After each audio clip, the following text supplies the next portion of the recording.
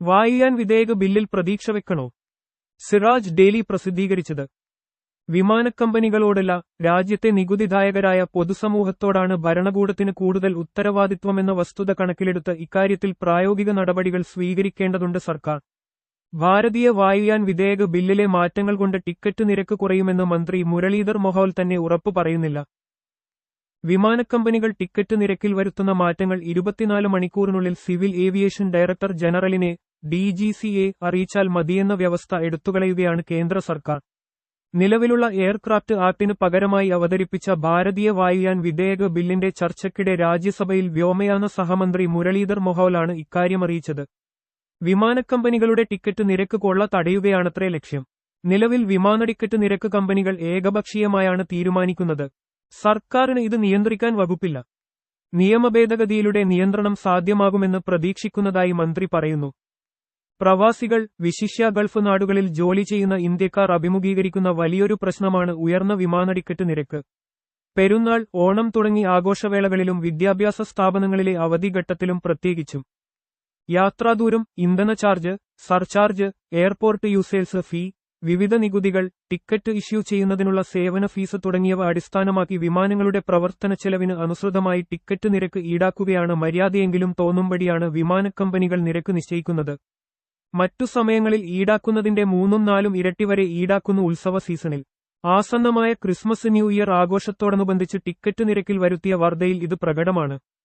6000 മുതൽ 11,000 വരെയായിരുന്ന ദുബായ് കോഴിക്കോട് നിരക്ക് നവംബർ അവസാനത്തിൽ 24,500 രൂപയായും 12,000 രൂപയിൽ താഴെയായിരുന്ന ജിദ്ദ കോഴിക്കോട് നിരക്ക് 40,500 രൂപ വരെയായും കുത്തനെ ഉയർത്തി.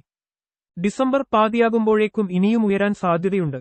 ക്രിസ്മസ്, ന്യൂ ഇയർ ആഘോഷത്തിന് നാട്ടിൽ വരുന്ന കേരളീയരെയും ദുബായ് ഷോപ്പിംഗ് ഫെസ്റ്റിവൽ ലക്ഷ്യം വെച്ച് ദുബായിലേക്ക് പറക്കുന്നവരെയും മുന്നിൽ കണ്ടാണ് ഈ വർധന. ആഘോഷവേളകളിൽ മറ്റ് സെക്ടറുകളിലേക്കും വിമാനക്കമ്പനികൾ നിരക്ക് വർധന വരുത്താറുണ്ടെങ്കിലും അതുപക്ഷേ 10 മുതൽ 30% കൂടാറില്ല. ദുബായിൽ നിന്ന് കൂടുതൽ യാത്രക്കാരുള്ള രാജ്യമാണ് ഈജിപ്ത്.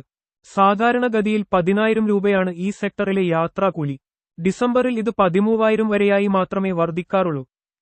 അതേസമയം അവധിക്ക് നാട്ടിൽ വരാൻ ഉദ്ദേശിക്കുന്ന മലയാളികളുടെ നടുവൊടിക്കുന്ന തരത്തിൽ 4 ഇരട്ടി വരെയാണ് കേരളത്തിലെ വിമാനത്താവളങ്ങളിലേക്ക് വരുത്തുന്ന വർധന.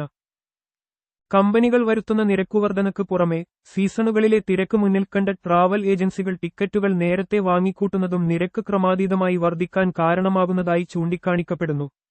കുടുംബസമേതമാണ് പലരും ഗൾഫ് നാടുകളിൽ താമസിക്കുന്നത്. കുടുംബമൊന്നിച്ച് നാട്ടിൽ വന്ന് തിരിച്ചുപോകണമെങ്കിൽ വിമാനക്കൂലീനത്തിൽ ലക്ഷങ്ങൾ മുടക്കണം.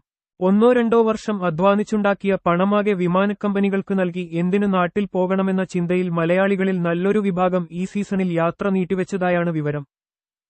ഗൾഫ് നാടുകളിൽ നിന്ന് കേരളത്തേക്കാൾ ദൂരക്കൂടുതലുള്ള ഇതര രാജ്യങ്ങളിലേക്ക് വിമാനക്കൂലി ആപേക്ഷികമായി കുറവാണ്. കേരള ഗൾഫ് സെക്ടറിലെ വർദ്ധിതമായ തോതിലുള്ള യാത്രക്കാരെ പരമാവധി ചൂഷണം ചെയ്യുകയാണ് വിമാനക്കമ്പനികൾ. ഇതിനെതിരെ നടപടി സ്വീകരിക്കുകയും ടിക്കറ്റ് നിരക്ക് കുറക്കാൻ സർക്കാർ ഇടപെടുകയും വേണമെന്നാവശ്യപ്പെട്ട് ഗൾഫ് മലയാളികൾ നിരന്തരം രംഗത്ത് വന്നിട്ടുണ്ട്. പ്രധാനമന്ത്രിയും മറ്റു കേന്ദ്ര സർക്കാർ പ്രതിനിധികളും ഗൾഫ് നാടുകൾ സന്ദർശിക്കുമ്പോൾ നിരന്തരം നിവേദനം നൽകിവരുന്നു. ഇവിഷയകമായി 2023 മാർച്ചിൽ മുഖ്യമന്ത്രി പിണറായി വിജയൻ പ്രധാനമന്ത്രി നരേന്ദ്രമോദിക്ക് കത്തയക്കുകയുമുണ്ടായി. ടിക്കറ്റ് നിരക്ക് കുറക്കാൻ വിമാനക്കമ്പനികളുമായി പ്രധാനമന്ത്രി ചർച്ച നടത്തണമെന്നും ചാർട്ടേഡ് വിമാന സർവീസ് നടത്താൻ കേരളത്തിന് അനുമതി നൽകണമെന്നുമായിരുന്നു കത്തിലെ ആവശ്യം. സിവിൽ ഏവിയേഷൻ മന്ത്രാലയത്തിന്റെ അനുമതിയുണ്ടെങ്കിൽ മാത്രമേ വിദേശ, ഇന്ത്യൻ എയർക്രാഫ്റ്റ് ഓപ്പറേറ്റർമാർക്ക് ചാർട്ടർ വിമാനങ്ങൾ സർവീസ് നടത്താനാകുകയുള്ളൂ. കാലങ്ങളായി ഉന്നയിക്കുന്ന ഈ പ്രശ്നത്തിന് പരിഹാരമുണ്ടാകാത്ത സാഹചര്യത്തിൽ പ്രശ്നത്തിൽ ഇടപെടണമെന്നാവശ്യപ്പെട്ട് ഡൽഹി ഹൈക്കോടതിയിൽ ഹർജി നൽകിയിട്ടുണ്ട് കേരള പ്രവാസി അസോസിയേഷൻ. ടിക്കറ്റ് നിരക്ക് തീരുമാനിക്കാൻ വിമാനക്കമ്പനികൾക്ക് അധികാരം നൽകുന്ന ഇന്ത്യൻ എയർഫോഴ്സ് ആക്ടിലെ റൂൾ 135 ഹർജിയിൽ ചോദ്യം ചെയ്യുകയും ഇത് ഭരണഘടനാവിരുദ്ധമാണെന്ന് ചൂണ്ടിക്കാട്ടുകയും ചെയ്യുന്നു. ഹർജി പരിഗണിച്ച് കോടതിയിൽ നിന്ന് എന്തെങ്കിലും ഉത്തരവുണ്ടായാൽ തന്നെ നടപ്പാക്കേണ്ടത് സർക്കാരാണ്. വിമാനക്കമ്പനികളോടല്ല, രാജ്യത്തെ നികുതിദായകരായ പൊതുസമൂഹത്തോടാണ് ഭരണകൂടത്തിന് കൂടുതൽ ഉത്തരവാദിത്വമെന്ന വസ്തുത കണക്കിലെടുത്ത് ഇക്കാര്യത്തിൽ പ്രായോഗിക നടപടികൾ സ്വീകരിക്കേണ്ടതുണ്ട് സർക്കാർ. എയർക്രാഫ്റ്റ് ആക്ടിനു പകരം കൊണ്ടുവന്ന ഭാരതീയ വായുയാൻ വിധേയക ബില്ലിലെ മാറ്റങ്ങൾ കൊണ്ട് ടിക്കറ്റ് നിരക്ക് കുറയുമെന്ന് മന്ത്രി മുരളീധർ മൊഹോൽ തന്നെ ഉറപ്പു പറയുന്നില്ല. പുതിയ ബിൽ വിമാനയാത്രക്കാരുടെ താൽപര്യങ്ങൾ പരിഗണിക്കുന്നതിൽ എത്രത്തോളം ഫലപ്രദമാകുമെന്ന കാര്യത്തിൽ പ്രതിപക്ഷ എംപിമാരും സഭയിൽ സംശയം പ്രകടിപ്പിച്ചു.